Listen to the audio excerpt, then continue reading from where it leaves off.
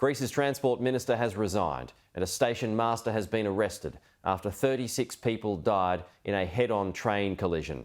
At least 85 people were injured. The regional governor says such was the force of the crash, two of the carriages no longer exist. Twisted and broken, carriages derailed. These are the remains of two Greek trains after one of the deadliest crashes in decades. It was just before midnight near the city of Larissa when an intercity service collided with a freight train. In the dark, passengers described panic, screaming, an impact which felt like an earthquake.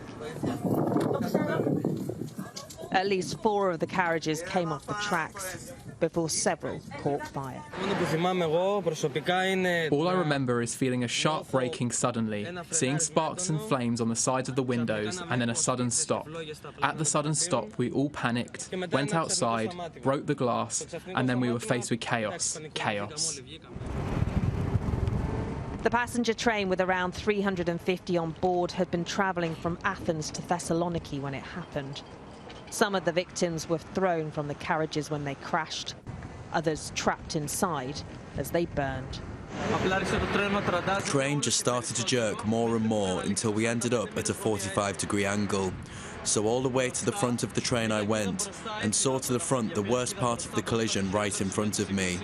The whole train had bent 90 degrees, had fallen over the cliff and half was hanging in the air. The whole thing was on fire. I jumped on him, then we fell down. A woman with her child was with us. Then we sat down, it had caught fire next to us and the guy found a hole. So we all managed to get out of where we were. We were in a cabin. We don't know what happened in the front cabins, but the people behind us were okay. Visiting the scene, the Prime Minister offered his condolences. The Transport Minister was distraught.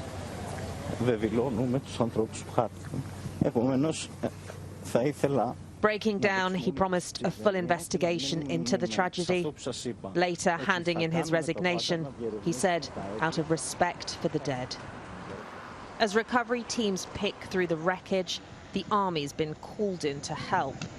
Many of the injured are being treated in Larissa, with 2 other hospitals on high alert. Among the dead, 8 railway workers, including the drivers of both trains. A 59-year-old station master's been arrested as part of the investigation. It's still too early to say what caused this crash, one of the worst in Greek history. Siobhan Robbins, Sky News.